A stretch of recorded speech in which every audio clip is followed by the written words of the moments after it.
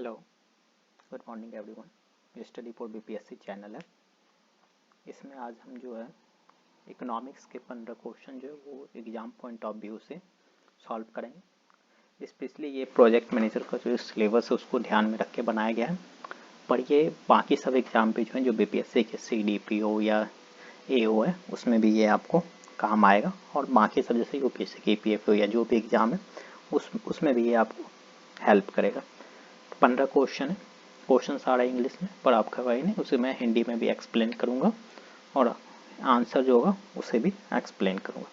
चलिए अब शुरू करते हैं। सबसे पहला क्वेश्चन है वो है, there is a Chinese company doing business in India, the profit made by company will be part of option 1 India GDP, option 2 China GDP. उसके कहता है select the correct answer using the code given below. Only 1 is right, only 2 is right, both 1 and 2 and neither 1 or 2। चलिए मैं हिंदी में बताता हूँ। बोल रहा है एक चाइना की कंपनी है, वो इंडिया में बिजनेस कर रही है। वो कंपनी जो प्रॉफिट अर्न करती है वो क्या होगा, इंडिया के जीडीपी में ऐड होगा, चाइना के जीएनपी में ऐड होगा। ये दो ऑप्शन दिया और बताना है नीचे, देखिए कि इसमें कौन कौन सा ऑप्शन सही है। चलिए आप थोड़ा पूछ लीजिए, फिर मैं आपको बताता हूँ।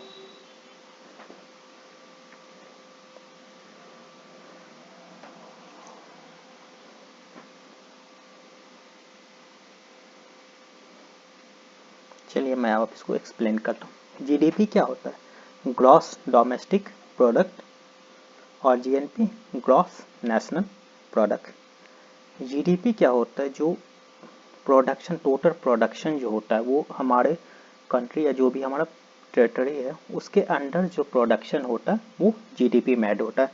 जैसे क्या होता है, सी प्लस आई प्लस जी प्लस एक्स माइनस एम। यहाँ सी क्या है, जो कंजम्पशन हो रहा है, उसके बाद आई क्या है, इन्वेस्टमेंट है, जी है गवर्नमेंट एक्सपेंडिचर है, एक्स क्या है, एक्सपोर्ट है, एम क्या है, इम्पोर्ट है।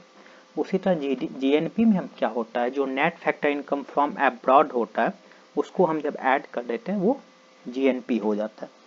तो जीडीपी जीएनपी में डिफरेंस क्या है, सपोज सपोज माने कि कोई एक कंपनी है इंडिया की, वो जो फॉरेन में बिजनेस करेगी तो वो क्या है, इंडिया के डोमेस्टिक एरिया में नहीं कर रही है, वो क्या है फॉरेन के डोमेस्टिक एरिया, सपोज यूएस में कर रही, वो क्या होगा, यूएस के पार्ट जीडीपी, वो इंडिया के जीडीपी में नहीं ऐड होगा।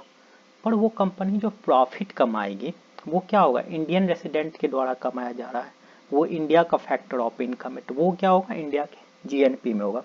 तो आप यहाँ भी वही क्वेश्चन क्या कर रहे हैं, चाइनीज की कंपनी है पर वो इंडिया में कर रही है, तो इसका मतलब क्या है, उसका जो इंडिया में कर रही है तो उसका जो प्रोडक्शन होगा, चाइनीज कंपनी तो वो इंडिया के जीडीपी में आएगा, पर वो फैक्टर ऑफ इनकम किसका है, एक चाइनीज कंपनी का है, तो वो क्या होगा, इंडिया के जीएनपी में नहीं होगा, वो चाइना के जीएनपी में होगा। इसलिए इसका आंसर क्या हो जाएगा, सी हो जाएगा। होप आपको क्लियर होगा। यदि कोई भी डाउट हो तो आप कमेंट बॉक्स में लिखिएगा, फिर से इसे एक्सप्लेन करूंगा जिससे आपको समझ में आए। दूसरा क्वेश्चन क्या है, M N Roy was associate with the Congress plan, people's plan, Bombay plan और गांधी प्लान। आपको मालूम है आपके प्रोजेक्ट ऑप्शन में प्लान से भी कई सारे सिलेबस में कुछ कई सारे टॉपिक है और बाकी सब एग्जाम में आते हैं। एम एन रॉय जो है किस प्लान से एसोसिएट मानी कि उन्होंने कौन सा प्लान दिया था, किस प्लान में उनका योगदान है। तो ऑप्शन है Congress plan, people's plan, Bombay plan, Gandhian plan. आपको ये मालूम होगा, मैंने इस पे पहले वीडियो लेक्चर भी बनाया, आप चाहे तो देख सकते हैं प्लान पे। इसका क्या आंसर होगा, सी। सॉरी, ये ऑप्शन यहाँ मैंने गलत टिक कर दिया। इसका जो होगा एम एन रॉय जो एसोसिएटेड है वो पीपल्स प्लान से, बम्बई प्लान है वो पीपल्स प्लान से, या मुझसे मिस्टेक हो गया है। आप याद लिखिए, M N Roy was associated with the people's plan not Bombay plan. ये जो थे पीपल्स प्लान जो था ये उनसे एसोसिएटेड है, ना कि बम्बई प्लान से एसोसिएटेड। चलिए याद रहेगा ना आपको, एम एन रॉय जो थे वो क्या थे, पीपल्स प्लान से एसोसिएटेड, ना कि बम्बई प्लान से एसोसिएटेड। तीसरा पूछ रहा है, एक closed economy is an economy in which the money supply is fully controlled, deficit finance takes place, only export takes place, neither export not import takes place. आप जानते हैं एक क्लोज्ड इकोनॉमी होती है, चलिए पहले मैं हिंदी में बताते हैं। ये क्लोज्ड माने कि जो क्लोज्ड इकोनॉमी है उसमें क्या होता है, मनी सप्लाई, जो मनी का सप्लाई होता है वो कंट्रोल किया जाता है फुल्ली। डेफिसिट फाइनेंस, यानी कि जो गवर्नमेंट का डेफिसिट फाइनेंस होता है वो होता है वहाँ। ओनली, केवल एक्सपोर्ट, केवल निर्यात जो है उनको किया जाता है, और ना तो वहाँ निर्यात टैक्स प्लेस होता है ना आयात होता है। ये क्वेश्चन पूछ रहा है। आपको मालूम होगा इसमें क्या होगा, द क्लोज्ड इकोनॉमिक का रिलेशन, ये जब भी होगा क्या होगा, ये एक्सपोर्ट और इम्पोर्ट से होगा। ऐसा नहीं है, तो ऑप्शन सी तो नहीं ही होगा, तो इसका आंसर क्या होगा, ऑप्शन डी होगा, कि जहाँ ना तो एक्सपोर्ट होता है ना ही इम्पोर्ट होता है उसको हम क्या कहते हैं, क्लोज्ड इकोनॉमिक कहते हैं। ये क्वेश्चन भी क्लियर होगा। चलिए नेक्स्ट क्वेश्चन देखते हैं। विच of the followings brings out the consumer price index number for the industrial worker, the Reserve Bank of India, the Department of Economic Affairs, the Labor Bureau, the Department of Personal and Training।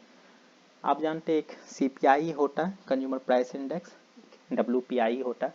इसमें दिया गया है जो consumer price index for industrial worker के लिए होता है उसको कौन लाता है, उसको कौन पब्लिश करता है, reserve bank of India, the department of economic affairs, the labour bureau, the department of personal and training. आप सोचिए इसका आंसर क्या होगा, जो कंज्यूमर प्राइस इंडेक्स है। आपको थोड़ा मैं समय देता हूँ फिर आपको मैं इसका आंसर बताता हूँ। ये डायरेक्ट क्वेश्चन है, इसमें ज़्यादा कुछ है नहीं, ये फैक्ट बेस्ड क्वेश्चन है।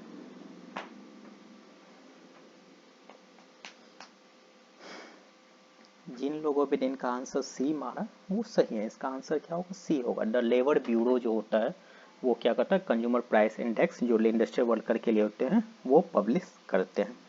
चलिए नेक्स्ट क्वेश्चन देखते हैं। नेक्स्ट क्वेश्चन करता है, increase in absolute and per capita real GNP do not connect a higher level of economic development.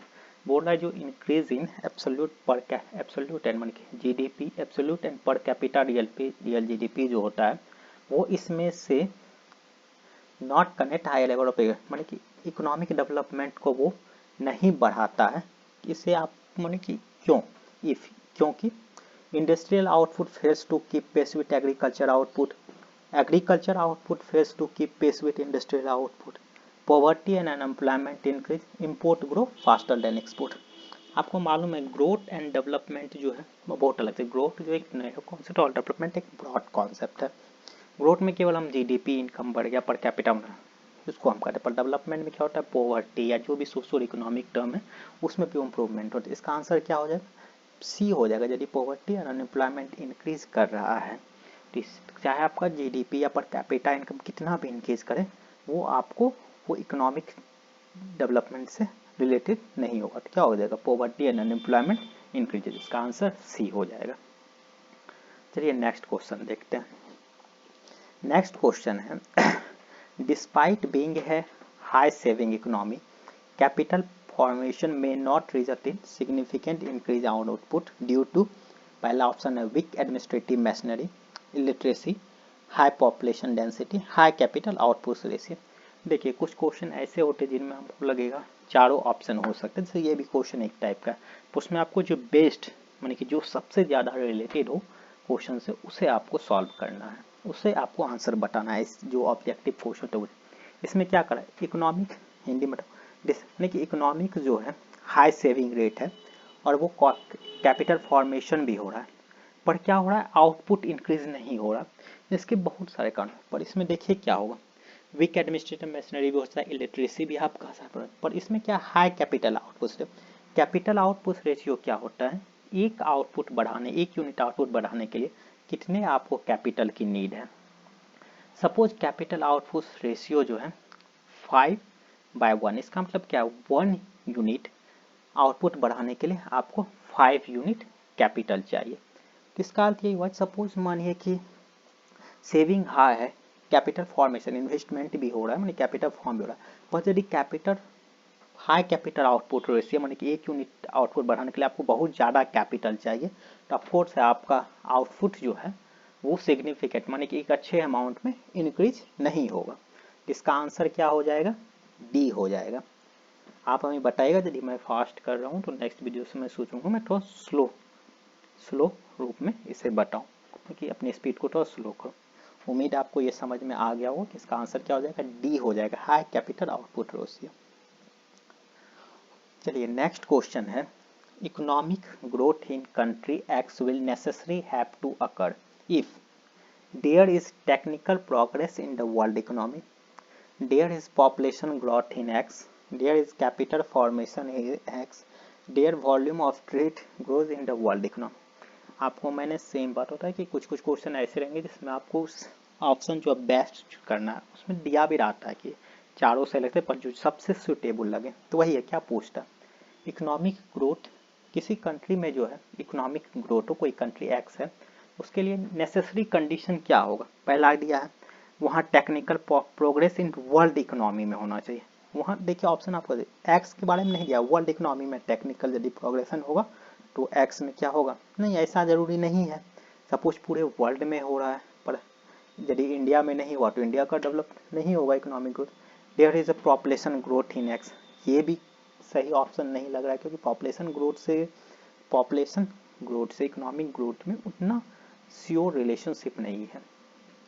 चलिए फिर there is capital formation in X, ये जो जरूरत है यदि आपका कैपिटल फॉर्मेशन होगा ग्रोथ के लिए जो है इन्वेस्टमेंट एक इम्पॉर्टेंट चीज़ है, वही देयर इज कैपिटल। तो इसका आंसर सबसे बेस्ट चॉइस होगा वो क्या होगा, सी हो जाएगा।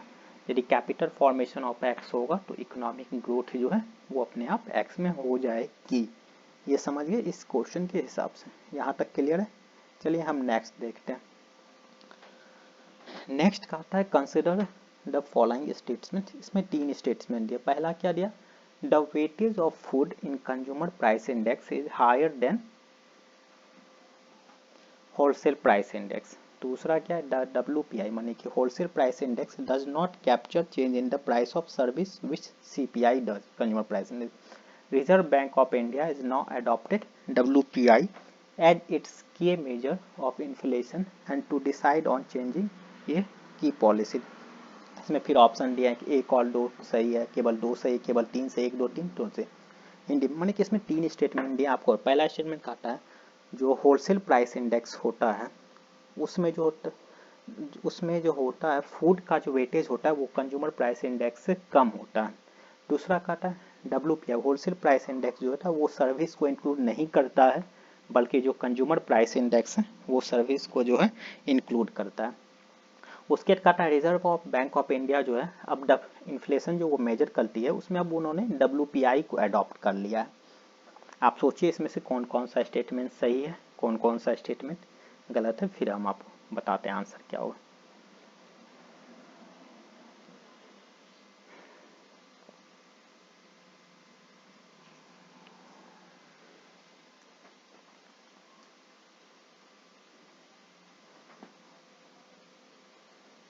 चलिए हम देखते हैं। पहला ऑप्शन क्या है, the weightage of food in consumer price index is higher than wholesale price. ये ऑब्वियसली है, फूड का जो होता है वो कंज्यूमर प्राइस इंडेक्स में ज़्यादा वेटेज होता है, ना कि होलसेल प्राइस इंडेक्स में होता है। ये वाला ऑप्शन सही है। दूसरा है WPI does not capture change in the price of service, ये भी सही है। हम पढ़ ऑलरेडी हम जानते हैं जो होलसेल प्राइस इंडेक्स जो होता है वो जो होता है सर्विसेज को होता है जो वो इंक्लूड नहीं करता है, बल्कि जो कंज्यूमर प्राइस इंडेक्स होता है वो सर्विस को भी इंक्लूड करता है। और तीसरा ऑप्शन नहीं, रिजर्व बैंक जो है अभी WPI को नहीं, नौ जो है वो CPI जो कंज्यूमर प्राइस इंडेक्स है उसको इन्होंने अडॉप्ट किया। तो इसमें क्या है, तीसरा ऑप्शन गलत है और पहला और दोनों से, तो इसका आंसर क्या हो जाएगा, ए आंसर हो जाएगा। तो इस क्वेश्चन का आंसर क्या हो जाएगा, ए हो जाएगा।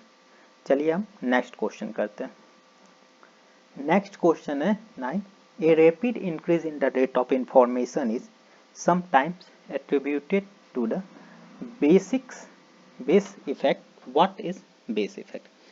क्वेश्चन कह रहा है सपोज इन्फ्लेशन में जो एक रैपिड इंक्रीज हो जाता है, कहा जाता है समटाइम्स वो बेस इफेक्ट एक कारण है। व्हाट इज द बेस माने कि बेस इफेक्ट क्या है, ऑप्शन क्या दिया है, it is the impact of drastic deficiency in supply due to failure of. ये क्या होता है बेस इफेक्ट, यहाँ बोल रहा है क्या ये है कि माने कि सप्लाई में जो है ड्रास्टिक डिफिशियंसी होता है क्योंकि फेलियर ऑफ क्रॉप हो गया। It is a impact of surge in demand due to rapid economic growth, या ये है कि इकोनॉमिक ग्रोथ हो और डिमांड जो है बढ़ गया है। तीसरा है it is the impact of the price level of previous year on the calculation माने कि ये जो प्रीवियस ईयर का जो प्राइस है वही जो है इन्फ्लेशन का माने कि कारण है कैलकुलेशन में, नॉट, और तीसरा है इनमें से कोई नहीं। आप 15-20 सेकेंड तक सोचिए, फिर मैं आपको इसका आंसर बताता हूँ।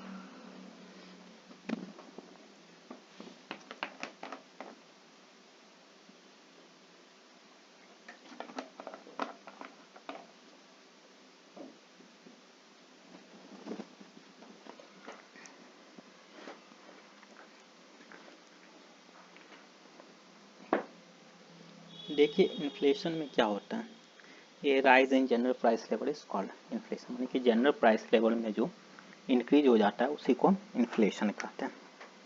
इसमें हम क्या करते हैं, प्रेजेंट प्राइस लेवल को प्रीवियस प्राइस लेवल से, प्राइस लेवल जो था उससे हम उसको इरेक्ट करते हैं। तो वो क्या होगा, यदि प्रीवियस ईयर में जो है प्राइस लेवल कम था और इस लेवल में जरूर है क्या होगा, इन्फ्लेशन बढ़ जाएगा बहुत ज़्यादा।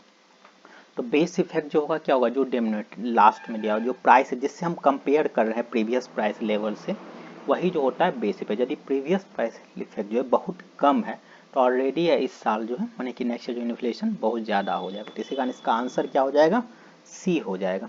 उम्मीद है कि आप लोग समझ गए होंगे। तो बेस इफेक्ट क्या होता है, जिससे हम कंपेयर करते हैं। तो बेस प्राइस लेवल यदि लो हो जाएगा उसके कारण इन्फ्लेशन बहुत बढ़ जाता है, उसको हम बेस इफेक्ट कहते हैं। यदि प्रीवियस लेवल के प्राइस लेवल के कंपेरिजन के कारण इन्फ्लेशन में बहुत ज़्यादा चेंज हो जाता है तो उसको हम बेस इफेक्ट कहते हैं। चलिए नेक्स्ट देखते हैं, arrange the following plans in the correct chronological order. इसमें आपको क्या करना है, कौन सा प्लान कब आया तो उसी को हमको क्रोनोलॉजिकल ऑर्डर में। ये क्वेश्चन जो है मैं आपको इसे बताऊंगा नहीं क्योंकि मैं ऑलरेडी करवा चुका हूँ, इसी का ये क्वेश्चन आपको खुद से करना है। मैं पहले भी बताया हूँ तो आपको देखना है कि कौन सा प्लान कब बना है। इसी कारण ये क्वेश्चन आप देख लीजिए और आप खुद से सॉल्व करके इसका आंसर हमें कमेंट बॉक्स में बताएं, तब मैं आपको बताता हूँ। ये क्वेश्चन अभी मैं सॉल्व नहीं करूँ, नेक्स्ट वीडियो जाएगा उसमें ये क्वेश्चन मैं भले होगा तो बताऊँ, क्योंकि इस पर मैंने वीडियो पहले ही बना चुका हूँ हर प्लान का अलग अलग से, और ये बहुत सारा इंपॉर्टेंट है। तो चलिए नेक्स्ट क्वेश्चन हम करते हैं। First 5-year plan was based on model Mahalanobis, C.S. Subramaniam, John W Miller, Harold Dummer. माने कि बहुत सारे 5-year प्लान है, तो उसमें जो फर्स्ट 5-year प्लान था वो किस मॉडल पे बेस्ड था। ये क्वेश्चन कई बार पूछे गए हैं एग्जाम में, आपको मालूम होना चाहिए। चलिए देखते हैं आप इसका आंसर क्या बताते हैं। आपके पास 10 सेकेंड है।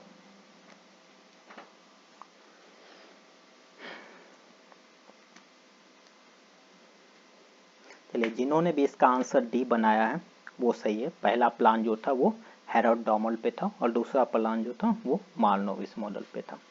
डी जो है इसका आंसर होगा। नेक्स्ट क्वेश्चन है, what is the full form NITI Aayog. आप नीति आयोग जानते हैं कि प्लानिंग कमीशन की जगह अब नीति आयोग आ गया है, तो इसका आपको फुल फॉर्म बताना। आप ऑप्शन देखिए, ऑप्शन में क्या क्या दिया हुआ है, फिर आप मुझे इसका आंसर बताइए। आपके पास 30 सेकेंड है इसको सॉल्व करने के लिए। आप बताइए कि नीति आयोग का जो है वो फुल फॉर्म क्या है।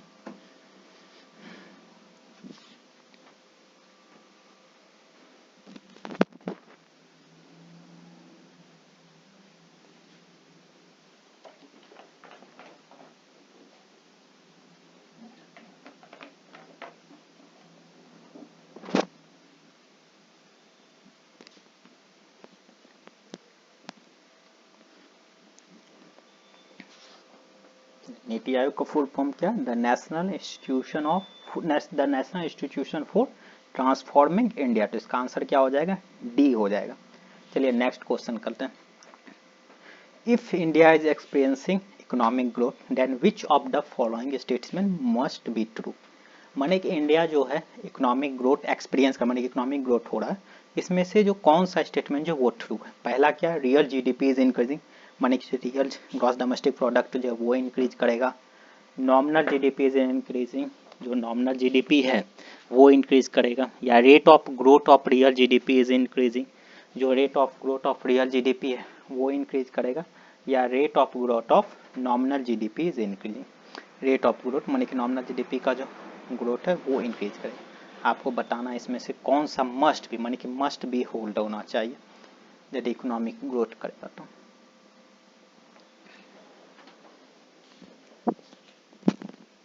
आपके पास 10 सेकेंड है, आप सोच 20 सेकेंड आप सोचिए फिर आंसर बताइए।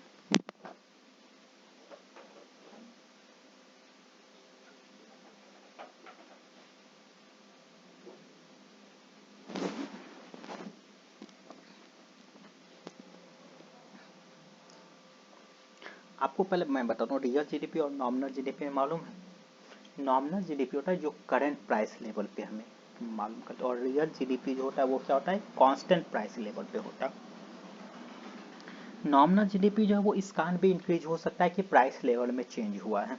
यदि प्राइस सपोज कल प्राइस एक वस्तु का 5 रुपये था, आज 10 रुपया हो गया, तो नॉमिनल जीडीपी में प्राइस इंटू आउटपुट करें तो प्राइस लेवल के कारण भी इंक्रीज हो सकती है। ये आपको बी और डी आंसर नहीं होगा। इतना तो क्लियर हो गया।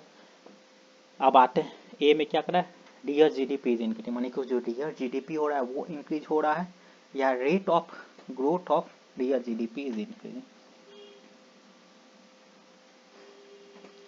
रियल जीडीपी क्या होता है, कांस्टेंट प्राइस, तो इसका जो सबसे बेस्ट आंसर होगा वो ए होगा कि रियल जीडीपी यदि इंक्रीज हो रहा है तो क्या होगा, मस्ट भी जो है इकोनॉमिक ग्रोथ होगा।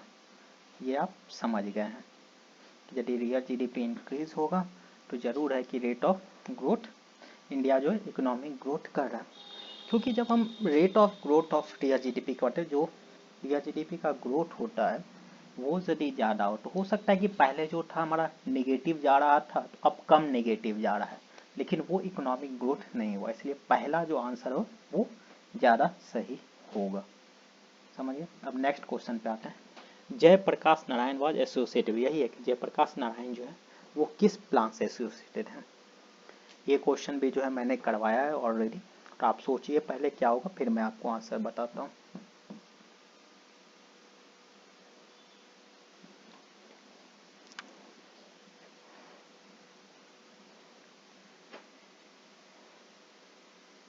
ये 14 नंबर का क्वेश्चन, इसका आंसर मैं आपको नहीं बताऊंगा, आप खुद जो है हमें सोच के बताएगा कि इसका आंसर क्या होगा।